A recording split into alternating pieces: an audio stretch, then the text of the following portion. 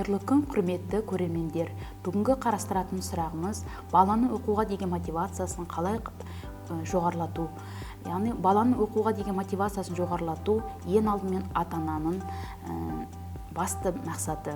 Яғни баланы күнделікті оқу тапсырмаларын, оқу жүктемесін қалай орындап жатқанын, қаншалықты оларға түсінікті екенін баладан сұрап отыру қажет. Ата-ананың алдында қойған мақсаты, яғни оқушының жақсы білім алып, жақсы азамат болып өсуінде. Балаға әрқашанда мақсат қоюға үйрету керек.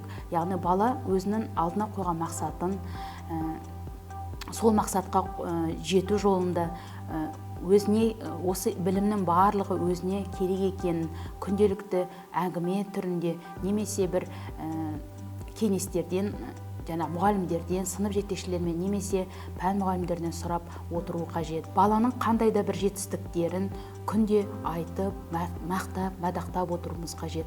Өйткені бала өзінің алған білімдерін, жетістіктерін немесе жұмыс барысында қойған талаптарын жақсы орындап жатса, бұл ата-ананы да қуантады, баланы да қуантады. Сондықтан оқуға деген мотивациясын жоғарылату баланың ғана міндеті емес, оның ата-анасының да міндеті болып саналады. Балаңызға үй тапсырмасы берілмеген жағдайда не істеу керек?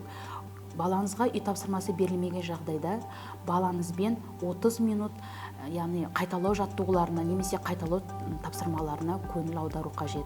Яғни бала бос отырып қалмау керек. Бос отырып қалған жағдайда балаңыз ұялы телефонға немесе бір керек емес бір мағлұматтарды немесе сол интернет арқылы өзіне бір кесірін тигізетін, маңыздылығы жоқ, сондай видеоларды көріп қоюдан аулақ ұстаңыздар. Яғни баланы жан-жақты етіп өсіру керек, жан-жақты етіп тәрбиелеу қажет. Ол үшін баланың достармен қарым-қатынасы деп айттық, сол достармен қарым-қатынасы, жас ерекшелігіне байланысты әңгімелесу керек.